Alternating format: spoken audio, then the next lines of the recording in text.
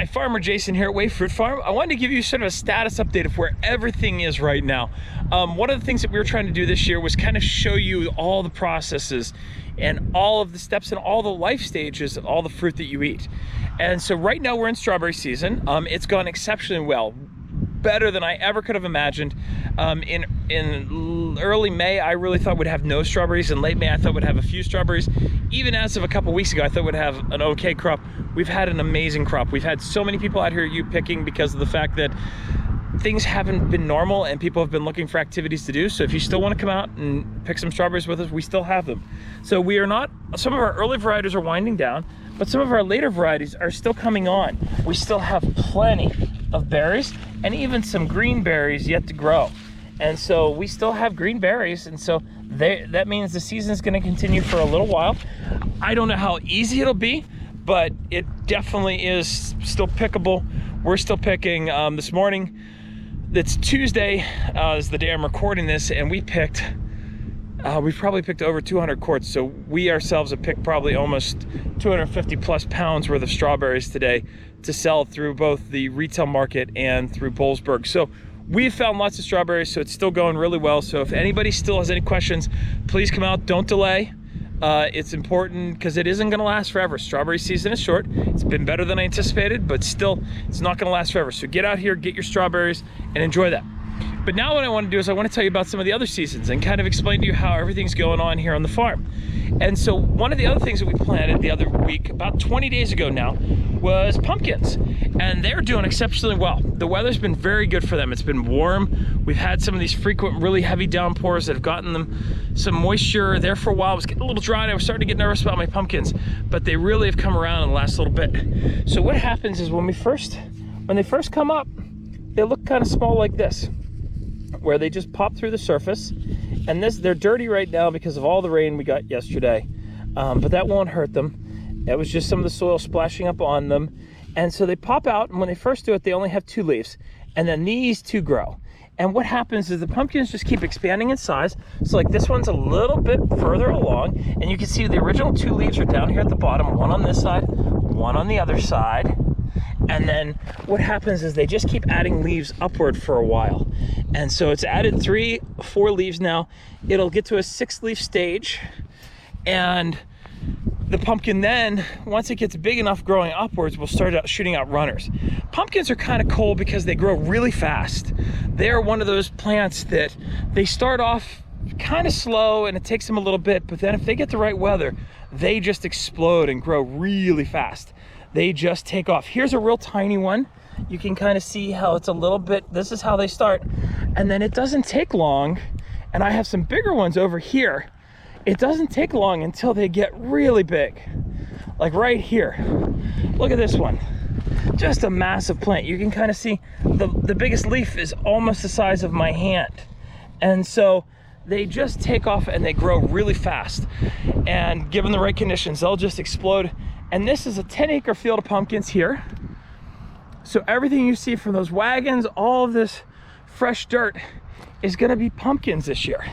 And here's another one. You can see how they just stand up. Now, some of these are growing a little faster than others because I put a lot of varieties out here this year. We've always done a lot of orange pumpkins, but this year I decided that I wanted to do some other fun pumpkins. We sold a lot last year of some of the unique ones I put in. Some of the white pumpkins, I put in a lot of one too many. They look like a pumpkin, like an eyeball with kind of bloodshot eyes. I put in blue pumpkins, I put in stacking pumpkins, I put in red pumpkins. So we're gonna have a whole bunch of weird pumpkins this year, hopefully. Naughty pumpkins, so all sorts of pumpkins. Seems like people want more of those unique pumpkins to decorate their homes with, so we decided that we're gonna oblige with that. And so we're gonna have some weird pumpkins out here for everybody to choose in addition to your standard jack-o'-lantern pumpkin. Now, what we also did, because in today's world with the COVID-19 going on, what we had to do was we had to socially distance. So we did a good job with the strawberries because we could fan out and you can walk to those. Now, I don't know what this fall is gonna look like. If anybody tells you they know what this fall is gonna look like, they're a liar because nobody has any idea. Time is changing every day, and so we don't know. So what we decided to do was to make sure, luckily, I'm not gonna say luckily about this thing in any way, but it happened early enough that we were able to change our planting spot. Originally, I wasn't gonna put the pumpkins right here. I was gonna put them somewhere a little different that we would have to use the wagons to get to like we did last year. And I decided, since this was going on, what I wanted to do was put them real close to the store. You can kind of see the store in behind me here. It's walking distance. So even if we can't crowd onto wagons, we're gonna be able to park and walk out to this pumpkin patch. And so we're gonna be able to have pumpkins no matter what. We planted our normal amount of pumpkins, and we are going to make sure that we socially distance and we're able to get out here and pick these pumpkins when they're ready. So that's sort of the status of the pumpkins. I'm gonna take you over and show you some of the other crops that we have that are coming up. All right, I apologize about the wind, but it's just a windy day out here, so if you get a little bit of that in the microphone, I apologize. But one of our last videos was actually us out in this field. We were planting strawberries, and that's been about 14 days ago. And the strawberries, hopefully you can see it in my video here, you can see all the lines of strawberries coming up. So you can see how the strawberries are coming up already. And they're popping up, unfortunately, a few weeds to go along with them. So we're gonna have to come back through, and that'll be a video where I have some machines to help us do that. But you can see how that dead, dormant looking plug that we were putting through the transplanter has now popped out leaves. And you can see more leaves coming up out of the center. And so the plants are very healthy and they're doing their job of growing. There's more leaves coming out. So you can kind of see, hopefully, in the video, all the different lines each time we went through that, and you can kind of see our spacing. We have our tractor wheel in between, and then we have our rows of plants. Now, one of the things that I noticed, and what's amazing with strawberries, is how fast they grow and take off. Because over here on one of our lines, this variety is already starting to flower, and that's what a healthy strawberry flower looks like. But unfortunately with these, we're actually going to come through here very shortly, and we're going to have to pop off all of those flowers. Unfortunately, they do look like beautiful little strawberries, but we can't use them. What will happen is, if we let them fruit right now, the fruit won't grow to be very big. It won't be very good fruit, and it'll suck away nutrients from that plant and will make that plant not grow as well for next year. So this field, all these little plants you see growing here and starting to flower, you know, they're gonna be for next year. And so we're gonna pop off all those blossoms. But I'm very happy to see, and again, we haven't had to irrigate because we've gotten regular rains, and so they're just taking off the way Mother Nature intended, just popping up out of the ground and taking off. Now I'm gonna move right over here to our apple trees. And you can see where our apples are at. And so you can see, look how much our apples have grown. It wasn't that long ago that they were baby apples. And they're now growing quite well. And so you can see all of them throughout the tree. A lot of our apple varieties have done very well. Not all our apple varieties did real well. There's gonna be a few that we're gonna be a little bit tighter on this fall. And it's just because of the really bad weather we had in the spring. They went through repeated frosts, and it was hard on them. And these trees here, on some areas, we're gonna actually have to go through and hand thin. They have too many apples. If we let all of these grow to full size, they'll actually be too many. So we're gonna go through and we'll actually pop off some of these apples here in the next little bit. So that'll be one of our tasks once we're done picking strawberries, is to go through and pop off a few apples so that these grow to a better size. But I'm very happy that we have apples, because of the fact that if you had asked me again, just like the strawberries, I would have not thought that we would have had many apples this year. And as part of our regular orchard maintenance, one of the things we have to do is keep the grass low. Having deep grass invites all sorts of pests. And so Fidel here behind me is mowing the grass today. So we have a big bush hog mower that's gonna go through, and it's gonna chop down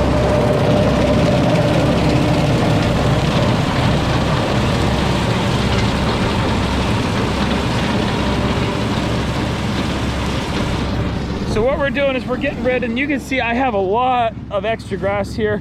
So I was a little late on getting to this. Realistically, I would have liked to have mowed probably a week or so ago, but with picking strawberries, planting pumpkins, all the different things, we just didn't quite get it done. And so that's where we're at. And so we're mowing it today, and it'll help it get better in the long run. And so that's what we're doing. And again, I'm gonna come over here these are now some Honeycrisp trees. And you can just see all the apples throughout the tree and how big they've got. We'll watch Fidel go by one more time and then we'll move on.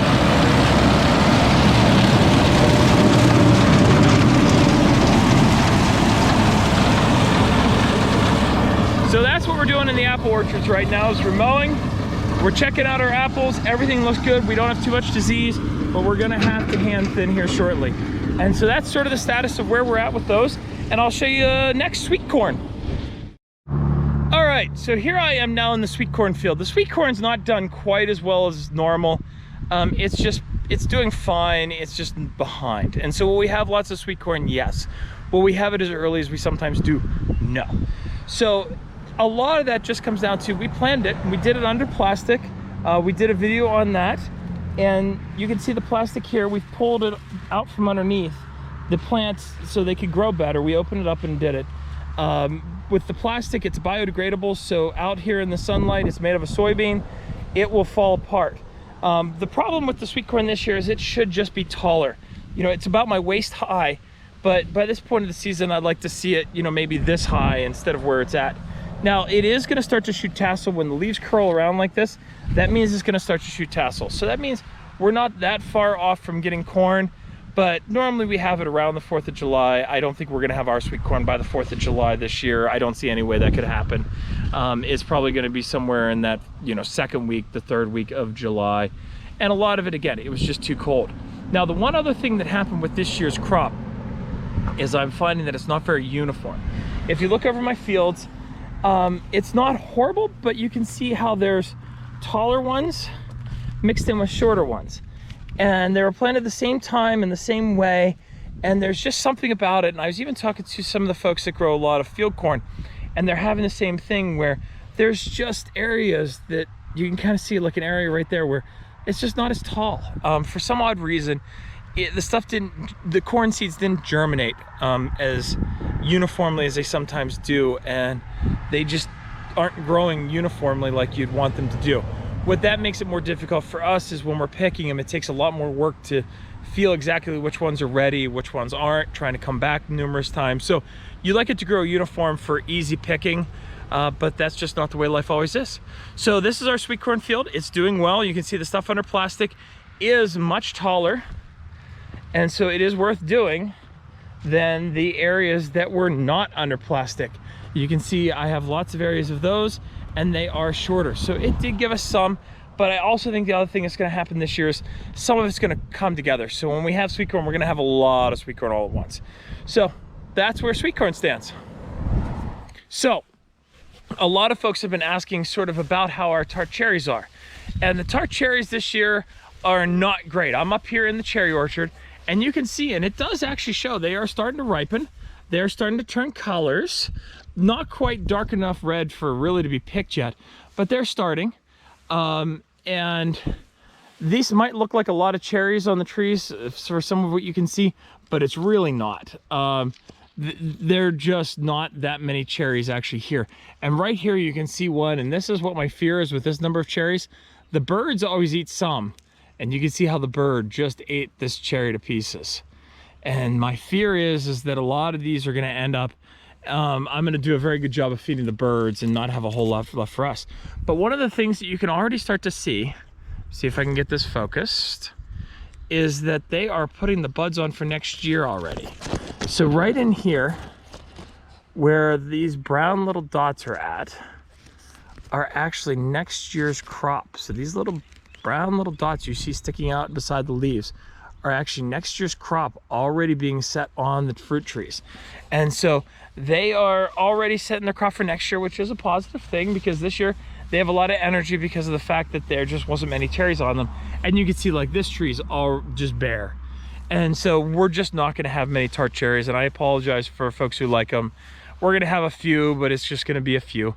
And so everybody's asking, you know, when's the tart cherries coming? I'm saying 2021, because of the fact that that's probably the next time we're really gonna have any volume of tart cherries. Hopefully next spring goes better. All right, we just keep bouncing around orchards here today. It's actually good for me. I like to bounce around every once in a while and check and see how everything's doing anyway. So as I'm doing that, I'm filming it today and just kind of seeing how everything is. We've been so busy picking strawberries that I'll be honest, I haven't really looked at the orchards very much lately. So this is actually good for me also. So now I'm up in the peach orchard. We have two different peach orchards. This peach orchard that I'm in right now is our older peach orchard. It is loaded with peaches. The other orchard is not as loaded. It has some peaches, but they're much less than what they should be. So we're gonna have peaches this year. Hopefully I can keep a steady supply in the store. Normally I wholesale a lot of peaches to other farm markets. I will not be doing any wholesaling this year. I know that I can guarantee that. It's all going to be through our store. Hopefully we can keep a standard supply. But here's what the peaches look like now. They are still at their super fuzzy little stage where they are nice and fuzzy, but they're also growing. You can see how they're almost the size of my hand already. They've done a nice job of sizing up. These trees we didn't trim. I did not do a peach trimming video this year because we didn't trim them like I should have. It was not a normal year. I was trying to preserve the crop.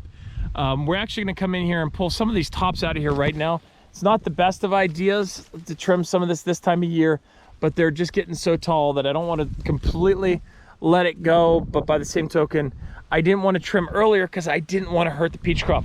I knew it was going to be a tough year for peaches. And I didn't want to take the chance of cutting off any peaches because we're going to need every last peach that's on this tree to make sure that you all have peaches this summer. So that is what our peach crop looks like. And now we're going to go over to blueberries. And I think that's about I think that's the tour for the day. But if I come up with anything else in the meantime, we'll throw it on there too. All right, so I did come up with something on the way over to the blueberry patch. It won't take real long. This is the orchard. This is our oldest orchard, Orchard 4, that I was in right and showed you guys in the video how much it rebloomed. And you can see all the apples on this tree. You know, this orchard did a really good job of pulling through this. It seems like the older the stuff was, almost the hardier it was. And something else I want to show you is Honeycrisp. Honeycrisp are really hard trees to grow. They like to grow slow. So these are my newest Honeycrisp trees, and they're growing really well. Now what we want to do though is, like, there's some different size differences. You can see how Honeycrisp does that. These are my youngest, even though they're all the same age, some are bigger than others. With these, we're not gonna be able to have a full crop on them yet. It will make the tree not grow as fast. And so we're actually gonna have to go through and pull some of the tree up, some of the crop off, as well as we're gonna have to tie the tops up because the tops are gonna fall over. And on these tops, I'm gonna wanna clean off most of the apples that are up there because they will make the tops fall down. So Honeycrisp trees are hard to grow. That's one of the reasons they're expensive. These trees, for the age they are, should be much taller. And in one of the future videos, I'll show you how we tie those tops up. And I'll show you not only on these, but on our other trees. And you can see how important it is to tie your tops up on your trees, because look at how this is just bending over. And what's gonna happen is if we don't get in here soon and get this straightened up, it'll become stiff, and then it'll not bend and will break there, or with all these apples on the top of it here, it'll break off. So one of my next jobs is to come through, tie up all these tops on all of our baby trees and get in there. And you can see it's actually a beautiful day too. The clouds are rolling in. I think we're gonna have some more thunderstorms tonight, which is good. It'll give us a little bit more soil moisture, and this time of the year soil moisture is always good. All right, lastly but not least is our blueberries. This will be one of our, next will be cherries. We will have some tart, as I said, and we'll also have, I didn't swing you guys by, but we're also gonna have some sweet cherries. And so both those are coming here shortly. And then we'll get into the blueberries. And these are our blueberry bushes. We came in here this year and we trimmed them, and we got them all nice and tidied up. And you can see how they're starting to turn a little bit pinky. These will be one of the earlier ones to turn. We still have probably a week or so on the blueberry, or at least a week, probably 2 weeks on the blueberries. These are still mostly green, and you can see how they just put so many on at a time. Now the problem with blueberries is even there's a lot on, not all turn at the same time. Here's a dead one that turned colors already, but they don't all turn at the same time. So what will have to happen, it'd be nice if they all turn at the same time. We could just pick them all off in one bunch, but they don't do that. They kind of do it slowly. And so this is what a blueberry bush looks like. And they'll start ripening, and they ripen slowly between all these different bushes we have. They'll ripen slowly over the course of 3 to 4 weeks. And so once we get into blueberry picking, you can just see how many blueberry bushes we have in here and how big they are and how many blueberries. Like, look at this bush, just large quantity of blueberries. And again, the big problem I have with blueberries is the birds. And so we're actually gonna put nets over these here in a little bit to try to keep some of this massive amount of blueberries from all getting eaten by the birds. And so this sort of wraps up our tour of the farm here for late June. And so I just wanted to kind of bring everybody up to speed of where we're at and what we're doing and how everything's going. I think it's important for everybody to learn all the life stages of everything that happens. And it's just interesting to me to see everything grow and change. And it's a very fascinating thing. And it's amazing how much even a week or two makes a difference in this. So we'll come back to this and I'll show you some more stuff here in the next couple weeks as these keep continuing. Thank you all for watching. We appreciate everything you do. Thank you for making it through all these hard times with us, and we hope these videos mean something. Have a great day.